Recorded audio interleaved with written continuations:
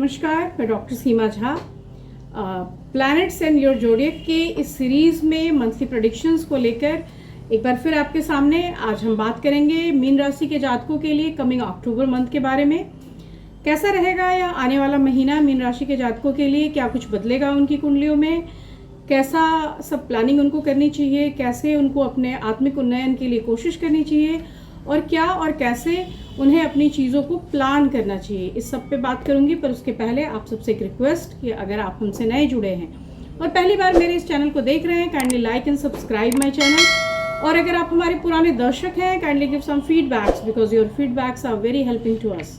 चलिए मैं बात शुरू करती हूँ इस महीने के होने वाले 5 मुख्य ट्रांजिट्स की, और उसके हिसाब से हम देखेंगे कि आपके चार्ट में उन ग्रहों की क्या स्थिति है और उन ग्रहों की स्थिति की वजह से क्या कुछ नए बदलाव से आप गुजरेंगे इस महीने। हम जहाँ तक बात करते हैं मेजर प्लैनेटरी मूवमेंट्स की, तो हम शुक्र और बुध को ट्रांजिट करता हुआ पा रहे हैं 3 अक्टूबर, यानी वेरी फर्स्ट वीक में ये ट्रांजिशन हो रहा है। और ऑफ कोर्स वृश्चिक राशि में जाता हुआ शुक्र आपको अपना असर दिखाएगा, साथ ही बुध का रेट्रोग्रेशन उन्हें कन्या राशि में लेकर आ रहा है।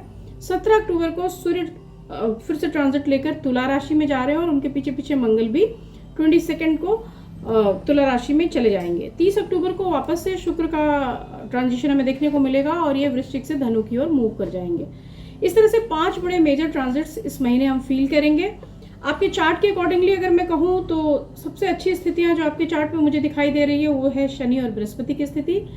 Both are in your 11th house, जो आपके आय का घर है। तो निश्चित रूप से अक्टूबर का महीना आपकी आर्थिक स्थितियों के लिए बहुत मददगार साबित होगा। आप बहुत पैसे में रहेंगे, आपकी इनकम बड़ी हो जाएगी। अगर आप जॉब में हैं तो किसी भी तरह से अतिरिक्त आय की सुविधा होगी। अगर आप बिजनेस पर्सन हैं तो निश्चित रूप से आपके बिजनेस में आपको बड़ा फायदा होगा। अगर हम अन्य स्थितियों की बात करें तो जहाँ तक दाम्पत्य का सवाल है वहाँ मुझे थोड़ी सी मिसअंडरस्टैंडिंग या कलह दिखाई दे रही है। खासतौर से first half of the month में इस चीज़ को हम बहुत अच्छे से देख पा रहे हैं कि शुरुआती वीक में आपका अपने जीवन साथी के साथ थोड़ा अनबन बना रह सकता है। हो सकता है कि उनके गुस्से का को भाजन बने, आपके ऊपर वो गुस्सा आए। साथ ही थोड़ी सी मिसअंडरस्टैंडिंग वाली स्थितियां भी होंगी, वो आपको समझने में शायद कहीं चूक कर रहे होंगे। बाद के समय में जैसे ही सूर्य का ट्रांजिट हो जाएगा आपके 8th हाउस में और उसके साथ साथ मंगल का ट्रांजिट हो जाएगा आपके 8th हाउस में, स्थितियां और ख़राब होंगी। वहाँ पर आपका पारिवारिक जीवन तो कलहमय नहीं रहेगा, लेकिन आपके जीवन साथी के स्वास्थ्य में थोड़ा सा अंतर आ सकता है और साथ ही आपके लिए भी एक्सीडेंटल योग बनेगा। सो आपको उस वक्त बहुत ध्यान देने की ज़रूरत होगी।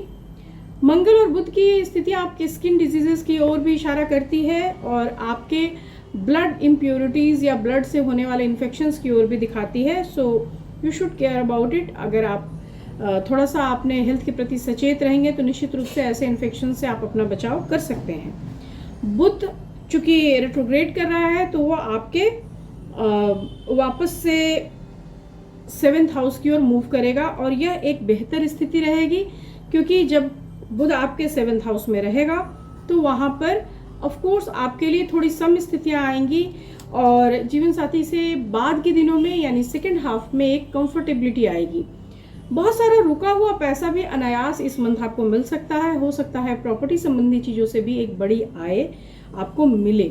इसके साथ ही आपसे छोटे भाई बहन अगर कोई है तो निश्चित रूप से उनसे आपका संबंध काफ़ी अच्छा बनेगा।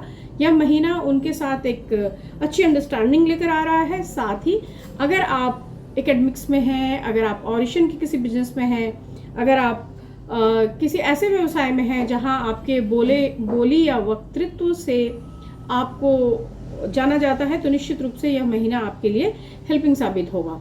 जहां तक हम बाद की स्थितियों की या उत्तरार्ध की बात करते हैं तो इस महीने में आपके वर्क के लिए आपको अप्रिशिएशन शुरुआती दौर में मिलता हुआ दिखाई दे रहा है, लेकिन जैसे ये मंथ आगे की ओर बढ़ेगा आपके विरोधी आपका टांग खींचते हुए मुझे दिखाई दे रहे हैं और हो सकता है कि कार्य की स्थितियां भी बहुत कंफर्टेबल या कंपैटिबिलिटी वाला ना रह जाए। तो आपको बिल्कुल उन चीज़ों पे ध्यान देना चाहिए। इस महीने के मिले जुले प्रभाव को आपको अपनी समझदारी से हैंडल करना पड़ेगा। आपको देखना पड़ेगा कि कौन से ऐसी राशियां हैं, कौन से ऐसे ग्रह हैं जो हमें फेवर कर रहे हैं और निश्चित रूप से अगर उपाय के तौर पर मैं बात करूं तो बृहस्पति की पूजा, उनका बीज मंत्र आपको हेल्प करेगा।